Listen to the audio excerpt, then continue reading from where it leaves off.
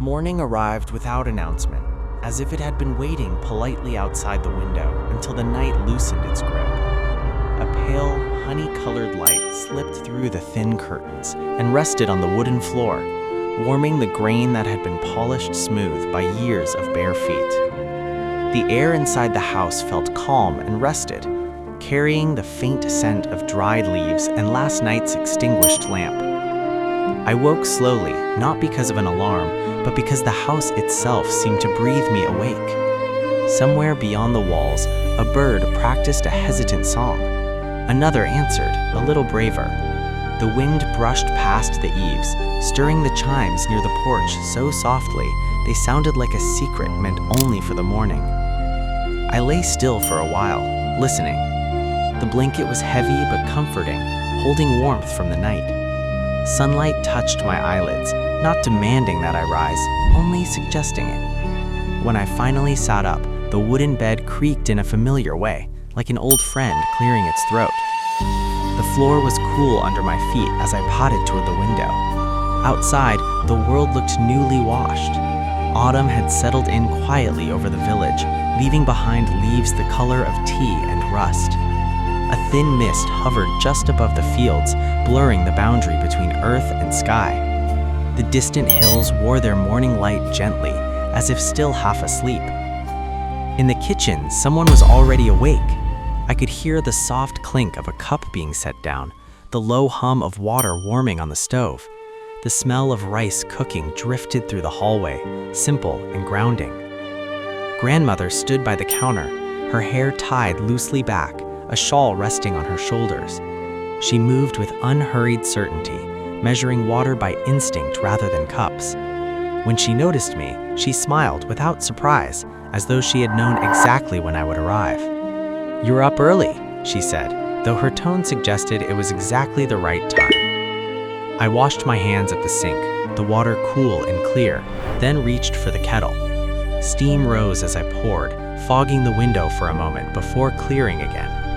We worked side by side, without rushing, without needing many words.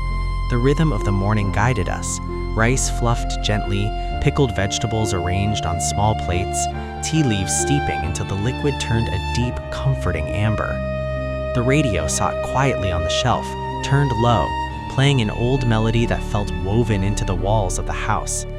Outside, a neighbor passed by with a basket, footsteps crunching softly over fallen leaves. When breakfast was ready, we carried everything to the low table near the window. The light had grown stronger now, filling the room with a warm glow that made even simple dishes feel special.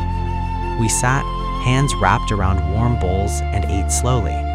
Each bite felt deliberate, nourishing not just hunger, but something quieter and deeper.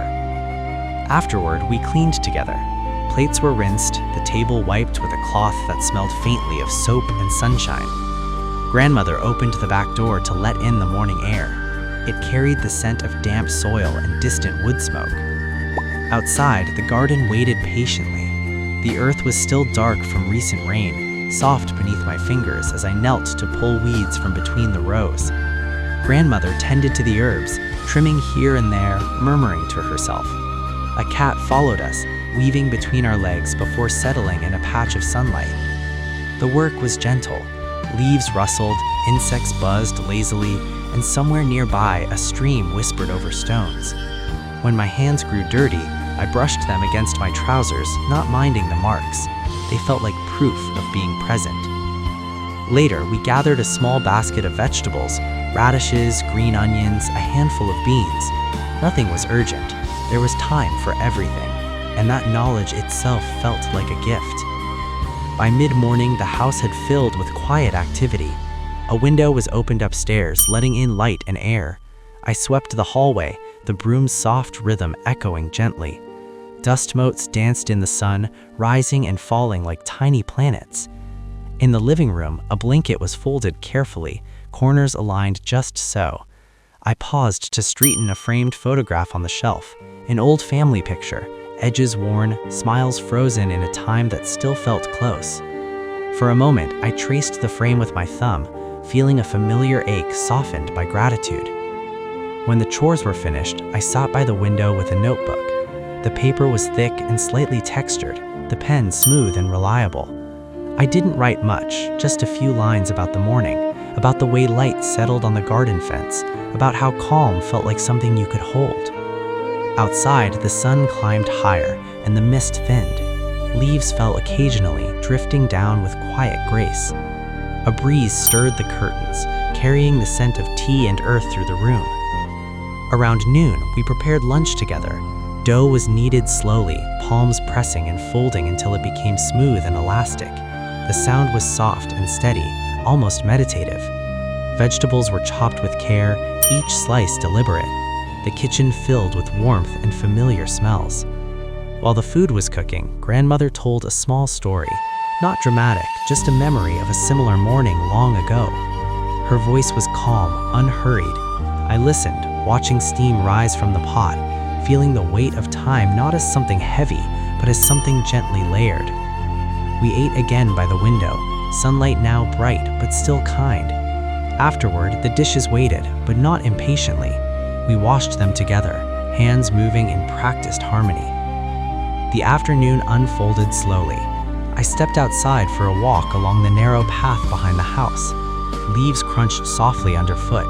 The air was cool, brushing my cheeks.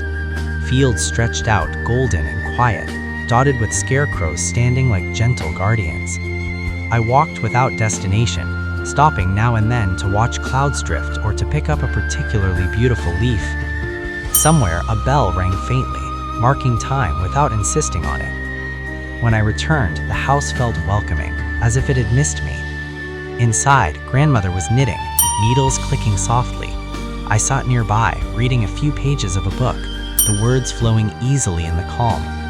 As evening approached, the light changed again, turning softer, more amber. We lit a lamp as the sun dipped behind the hills. Shadows grew long and gentle, wrapping the room in comfort. Dinner was simpler, leftovers warmed, tea poured again. Outside, crickets began their song. Inside, we ate quietly, content. Afterward, I stepped out onto the porch. The sky was painted in fading colors, stars beginning to peek through. I breathed deeply, feeling the day settle into me. When I finally returned indoors, the house was quiet and warm. I lay down, listening to the familiar sounds, the wind, the distant mite insects, the steady presence of home. As sleep came, it felt unhurried. The day had been full without being busy, rich without being loud. Wrapped in that gentle knowledge, my heart rested easily, knowing that tomorrow would arrive just as kindly.